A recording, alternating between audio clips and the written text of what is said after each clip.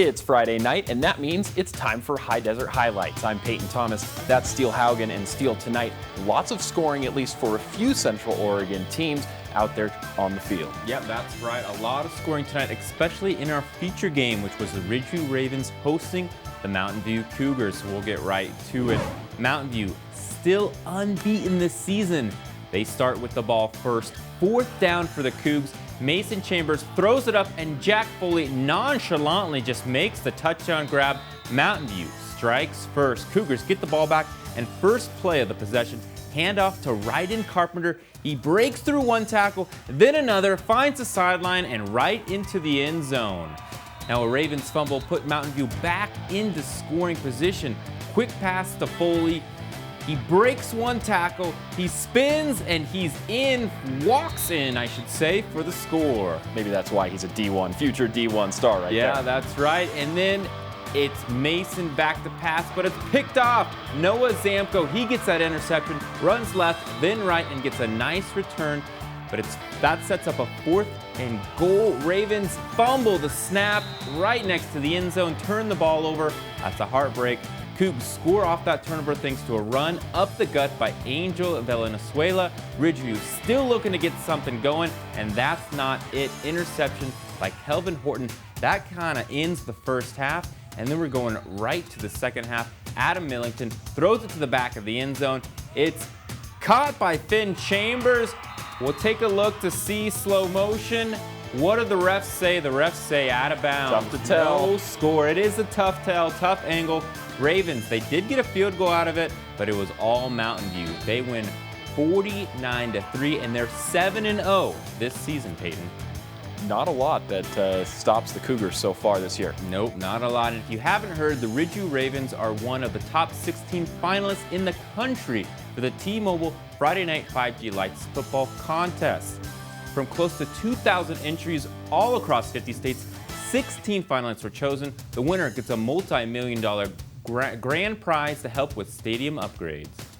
We'd really hope that everybody would help us out and get out there and vote. I know a lot of the California teams have a lot of celebrities promoting their thing, so they're kind of getting a lot of votes on there. So if anybody can get that thing out and share it, the more the merrier, and give our best shot. To help the Ridgeview Ravens, watch their Instagram video, like the video, cast your vote, and then share to spread the word. Coach Peligi says if they win, upgrades would go towards things like water conservation for the field and the away stadium seating. Now, Redmond High, the much older school, also applied to the same field upgrades, but T-Mobile chose not to select Redmond. Okay, good luck to Ridgeview in that competition. Let's head to Lava Bear country. Bend coming off the loss to Summit. They need a bounce-back game. Lava Bears up 14-7 late second quarter, and they're knocking on the doorstep again.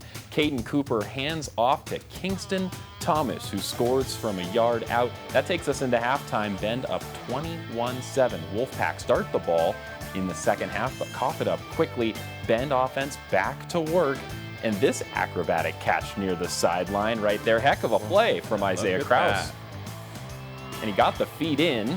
Later on in the quarter, Bend once again driving and reaching the red zone. And this time they're going to stick it with the ground game, handing off to Thomas again, and a little help from his blockers, pushing and pulling him all the way in for another touchdown. 28-7 Bend. One more chance for Caldera to claw their way back. Quarterback Sawyer Jennings desperately searching for options. He's got no one, just a lot of Lava Bears. A good scramble, but not enough. Not a lot on offense tonight for Caldera. Bend takes this one, 28-7. Lava Bears back on the saddle at 6-1. The Summit Storm, they're looking for a win on home turf for the second straight week, and they look to do it on homecoming night.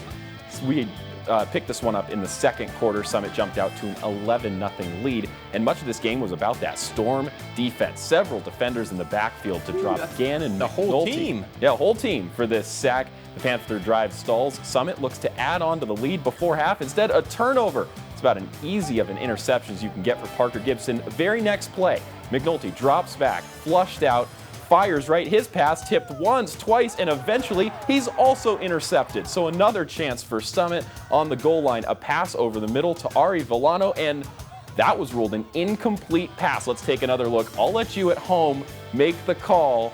I don't know. From that angle, it looks good. I don't know. It was close. Instead, Storm settle for the field goal and head into the half up 14-zip. Second half, more of that same stout defensive play from Summit. A couple of TFLs to start off the half, and then this sack that quickly stalls the opening Redmond drive in the third quarter, and the Storm wastes no time getting back in the red zone. But the Panther defense, well, they're bending and not breaking. They force another interception off the tip to stay in the ball game. After Redmond punt again, Summit looks to finish them off with this drive. Chunk yardage on the ground from Sawyer Crocker, of course, helping that effort. And then Summit capping off the touchdown, the stretch onto the goal line. Jude Anderson in for the touchdown. Panthers still no points, trying to get rhythm with the run. Instead, they put the ball on the ground, cough it up. The turnover allows Summit to coast. Storm win 33-0. Steel, they're on a 4-game winning streak now. Yep, that was a good one too. Better look out for the Storm. Let's take a look at those 5A scores from tonight, and we're in blowout territory in a few of our games. Yeah, Mountain View blowout. Bend High gets a solid one after their first loss of the season, and Summit 4 wins in a row, I believe now. All right, that Summit Mountain View game, I know we'll talk about that later tonight, but definitely have our eye on that one. More scores, more highlights coming up after the break.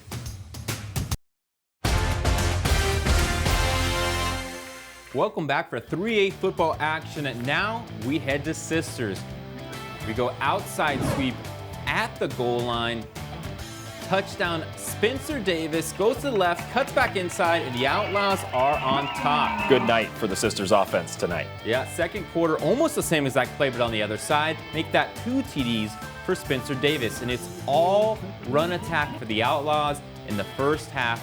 Power to the left, not once, but twice. We'll just see it one more time. Another touchdown, but later in the game, a pass play comes out. Hunter Bronson finds a wide open Hudson Beckwith in the end zone for a score, which is always good to see. The Outlaws take care of business. They win this one big, 58-20, Peyton. Steel, I think every week we see Hudson Beckwith just jet past the secondary of whoever Sisters is playing. He is. All right, Madras, they had a tough one on the road this week tonight, playing an undefeated Cottage Grove team. White Buffaloes struggling early in this one. The Lions on the opening drive, breaking in for some space on the near sideline on the jet pass, and then a touchdown on the next play with this run outside tackle. Later on in the quarter, Madras did find a spark. Punt goes up into the night sky, and it's muffed. They say it touched a Cottage Grove player on the way down. Madras scoops it up and puts him just outside the red zone. Quickly after, Nakomis Rivera taking advantage with a 21-yard touchdown run. Cottage Grove would make scoring look easy for most of the night. The Lions beat the White Buffs at home 41-14. Madras drops to 2-5 on the year. Let's take a look at tonight's 3A scores. Steel, the only other one we didn't get to was Lapine. Yeah, and they lost a big one, 55-10, an unfortunate one, and so did Madras, like I said, against a tough Cottage Grove team.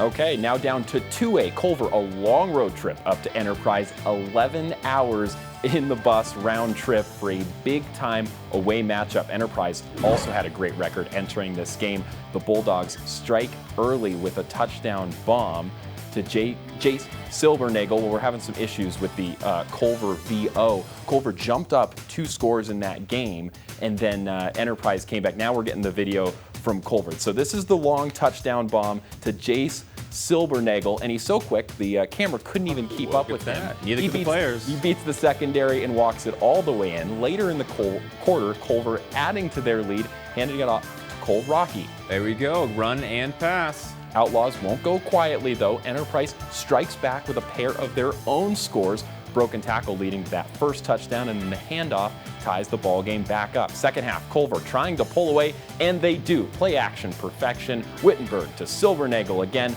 The #1 ranked team, 2A team in the state, stays undefeated. Culver wins 24-12 on the road. Let's take a look at that Culver win and Crook County score tonight. Couple of undefeated Central Oregon teams right there. They remain. We got 3 undefeated teams so far this season. All right, Top Plays is next.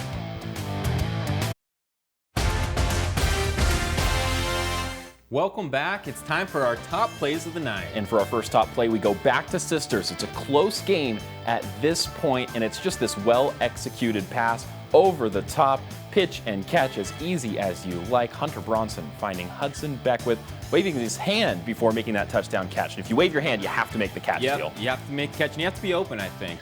All right, to our next top play goes to Jack Foley. Oh, actually, this is a run by Ryden Carpenter we saw earlier where he breaks a tackle, gets to the outside, and then gets into the end zone. We might have that final top play, but if not, we're gonna go straight to our feature game. Well, we had two really good Mountain View plays tonight. That Carpenter run and then also the Foley pass. Either of those could have taken the top spot. But finally tonight we're looking ahead to next week, and we have a massive showdown. That Mountain View team at home against Summit, and Summit really on a 4-game win streak. They're playing the best ball they have all year. They had the tough early schedule, and now Mountain View. This will be a big test, and I cannot wait to be there. Plus, Crook County has a tough game at LeGrand. That's a good one, and Madras vs. Sisters, so we got some goodies. We'll see you next Friday night. I'm Janelle Bynum, and I approve this message. I'm a Republican, but in this election, I'm not voting as a member of a political party, but as an American. Too much is at stake. Our democracy, our rule of law. We need leaders who will stand up to Donald Trump. That is not Lori Chavez DeRemer. She's supporting Trump and MAGA extremists, threatening everything we value in Oregon.